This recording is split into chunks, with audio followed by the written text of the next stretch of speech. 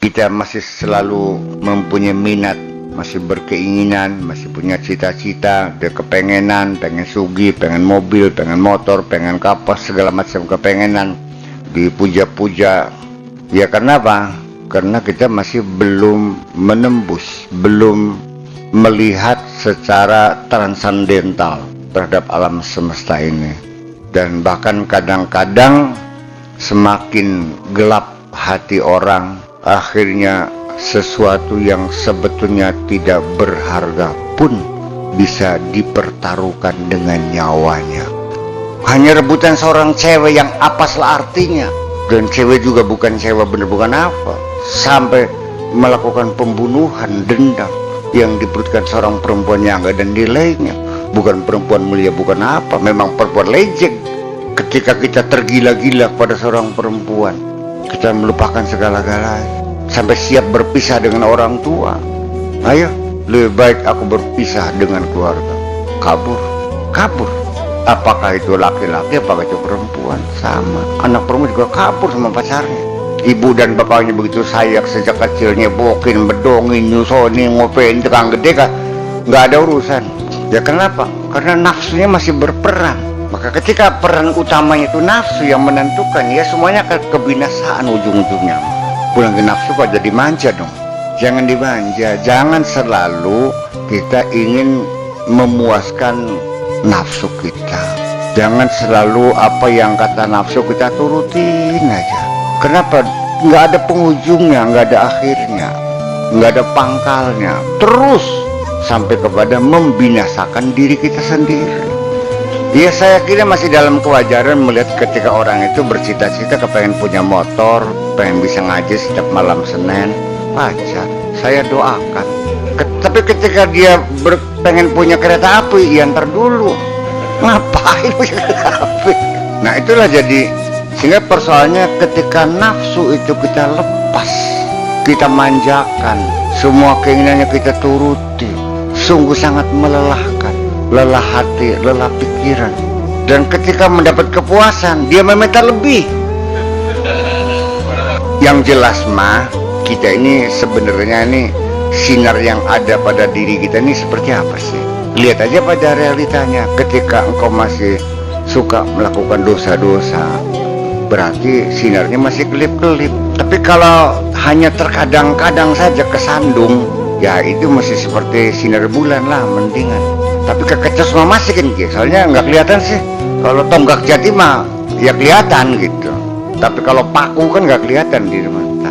Itu berarti kekurangan, kesalahan ataupun kekeliruan kita semakin berkurang.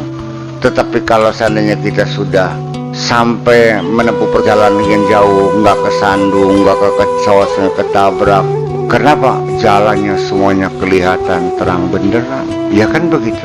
Tetapi tetap materialisme masih melekat, kebendaan masih melekat, masih mencintai harta, masih memilih orang cantik, masih memilih rumah yang mewah, masih memilih makanan yang enak, iya kan? Sampai nilai-nilai kemanusiaan pun berdasarkan materi. Semakin terang matahari, semakin gemerlapnya mobil mewah, gemerlapnya berlian, ya kan? Cantik dan gemulainya cewek-cewek di sekitar kita, itu menjadi godaan-godaan dan kita terjebak pada akhirnya. Iya, kapan kita sudah tidak lagi memberi nilai dan tidak menghargai materi apapun? Ya ketika kita sudah tidak melihat apa-apa. Sekarang gak usah jauh lah, begitu kita masuk hutan, kita hanya makan dengan nasi sama garam saja selama 40 hari. Selama 40 hari kita terbimbing. Ketika kita bertapa di hutan 40 hari, teman-teman kita yang sekarang sedang melakukan itu hanya melihat pohon-pohon jati dan sungai saja, nggak ada TV, nggak ada mobil, hanya dalam kegelapan di gubuk-gubuk. Keinginan hilang semua, dalam sementara saja kita kondisikan seperti itu. Keinginan kaya hilang, segala macam hilang. Dan akhirnya ternyata ketika kita makan hanya nasi dan Indomie juga tidak kurang dengan makanan mewah di Hotel Mandarin kok. Kemarin saya makan, padahal datang malam, langsung dikasih makan hanya nasi sama Indomie. Alhamdulillah Indomie entok, segan entok ini. Bahkan justru semakin kita tidak melihat apa-apa yang ada di hadapan kita, itu semuanya kita nikmati. Percaya nggak? Saya kira kita belajar untuk membatasi angan-angan kita, membatasi hayalan kita, membatasi keinginan kita. Karena nantinya harus Anda ketahui bahwa penderitaanmu itu sebetulnya juga munculnya dari keinginan-keinginan kamu juga sih. Saya nanya deh, ketika Anda gagal jadi sarjana, kecewa nggak? Kenapa kecewa? Karena penyelesaian Anda. Sekarang pilu baru selesai kan? Yang nggak jadi kuwu kecewa nggak? Siapa yang kecewa nggak jadi kuwu? Ya pengen jadi kuwu. Wawan ditawarin nggak mau, memang dia nggak jadi kuwu. Kecewa nggak jadi kuwu? Ya enggak, nggak ingin nggak apa kok.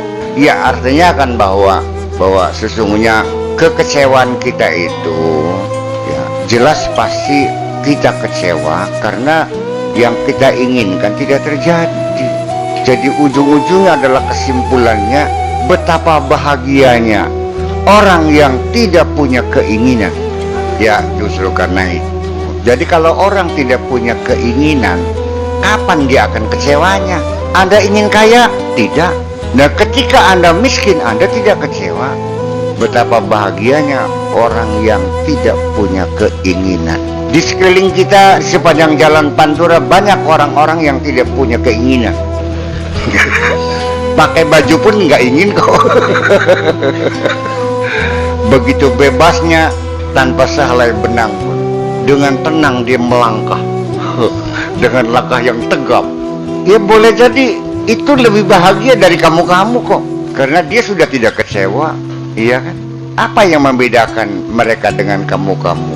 Kamu otaknya masih waras sehingga punya keinginan, kan gitu. Mereka otaknya sudah tidak berfungsi sehingga sudah tidak lagi punya keinginan. Oh ya jelas. Ya tapi ya jangan pengen gila dah. Ya justru kan itu bisa enggak otak waras tapi keinginan terkendali. Itu aja kok. Dari mana bisa munculnya keinginan terkendali?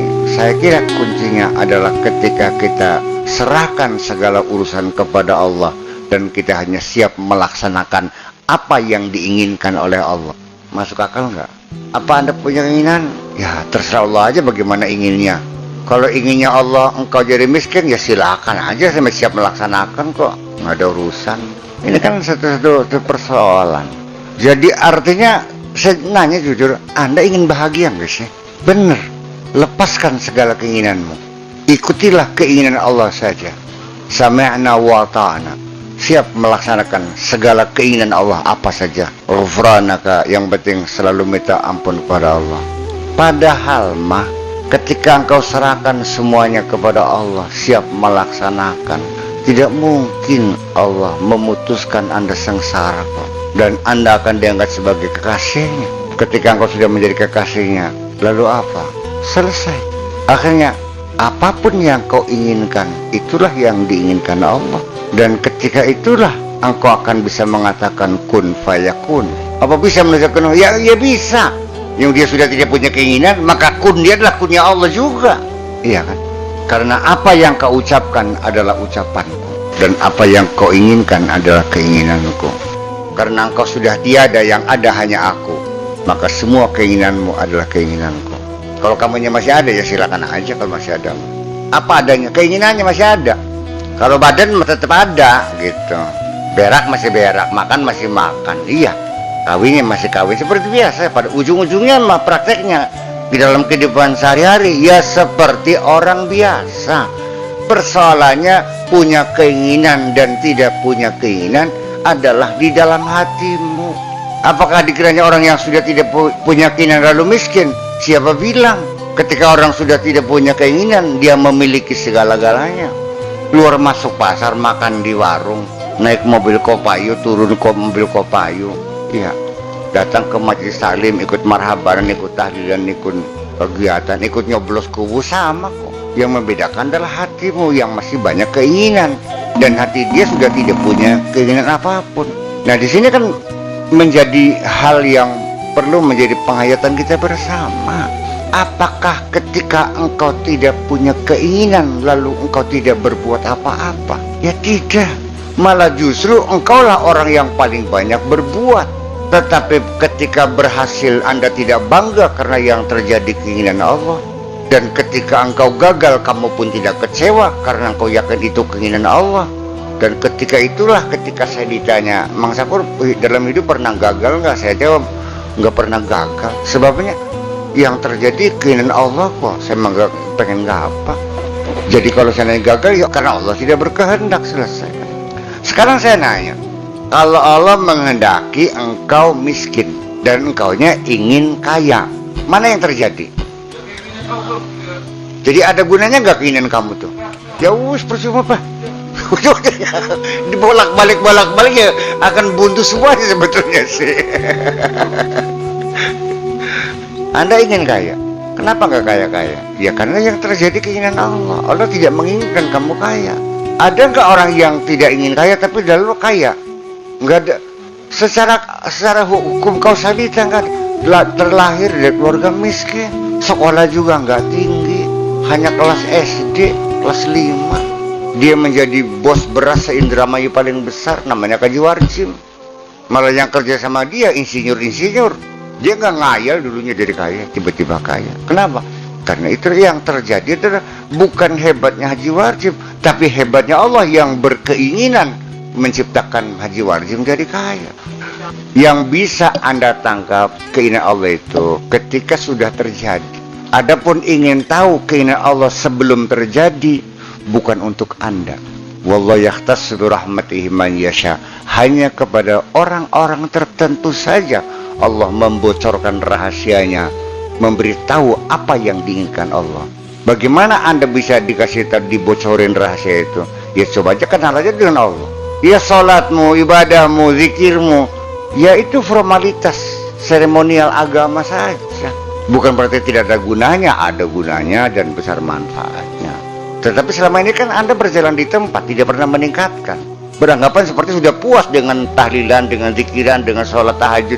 Dikiranya sudah selesai sampai situ. Tidak pernah melakukan hal yang lebih kan?